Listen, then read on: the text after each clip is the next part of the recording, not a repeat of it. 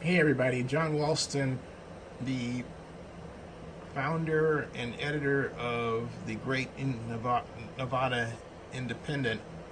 Uh, Originally, I was asking or presenting an article in his publication regarding how the Athletics are expected to pay for the private part of the ballpark plan for the Tropicana site in Las Vegas.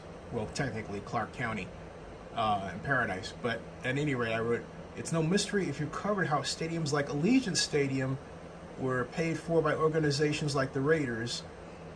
Nevada Independent acts like this is his first rodeo, and it's not. And so he wrote back, Zenny, who can I turn to? And I said Tommy Two Tone, since he's referring to, Jenny, right? But in all seriousness, this is how what happens with these matters is that the team, to give you one example, commonly turns to what's called sports sponsorships. Let's take the Cleveland Browns when they're building or about to build the new Cleveland Browns stadium. My friend Kofi Bonner worked on that. Kofi was my classmate at Cal Berkeley in city planning, and he was hired to be the chief administrative officer for the new Cleveland Browns. And he was pondering different ways, different revenue streams that would go into the payment for the construction of the new stadium on the Browns side. And one idea he came up with was to actually name the different entrances to the stadium of the sponsors. For example, Ford Motor Company or the Ford logo here, and other corporations will have their logo at the different gates. And there would be a fee for that over a period of years.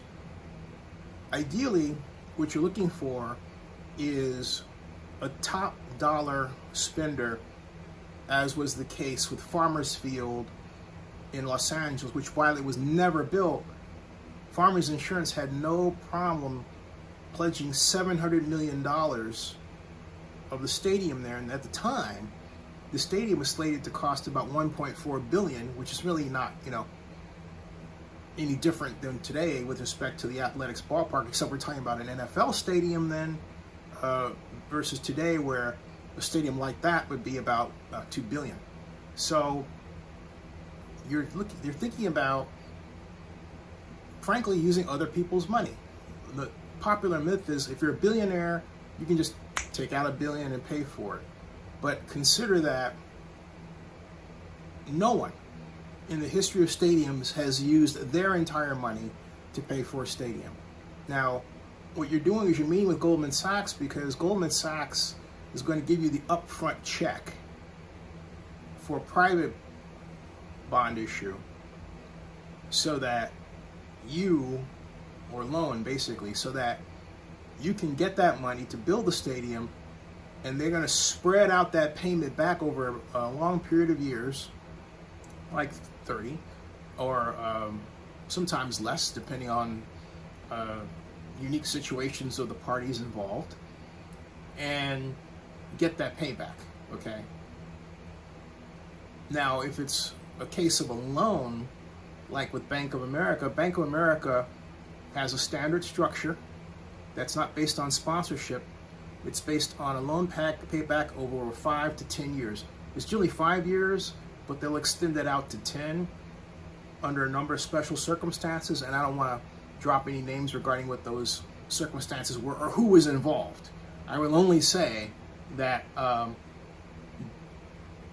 Bank of America is a key player within the National Football League along with Goldman for a very good reason. They're very flexible, and you don't want to lose partners like National Football League or Major League Baseball or any of the major professional sports teams, so you're flexible in how you work with them.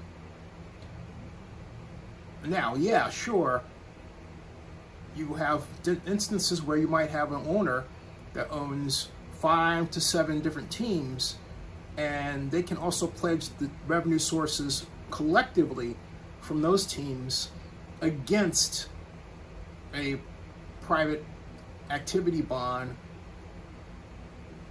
with respect to the team in question that needs to raise money on its own to pay for its part of the stadium. The government side is all part of the gap financing. It's a layer cake. So you're talking about, first of all, being able to go to an organization like Goldman Sachs and saying, all right, I need 1.5 billion. Here is what I need.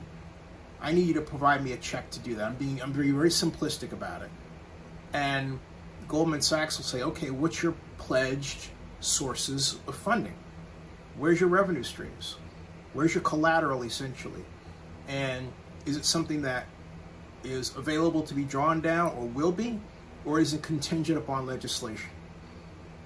Generally, you want something that's contingent to be drawn down now. That's why, for example, Stan Kroenke can't afford to privately finance his stadium in Los Angeles, as he did, using in part the fact that he owns several other sports organizations to start. But then there's the matter of sponsorships. If you think about way back to SoFi Stadium, you have not just the SoFi naming rights agreement, but you had American Airlines agreeing to spend almost $100 million just to pay for the front part, okay, of that. It says MLB says that Brewer Stadium must be updated with MLB dictates terms. That's not what I'm talking about right now. I'm specifically answering John Ralston's question about how this funding generally works, because it should frame how we ask the question to the parties involved. But really, I think he should go beyond that and simply, well, look, this is the internet. This is the 21st century. You know, and he said, who do you turn to?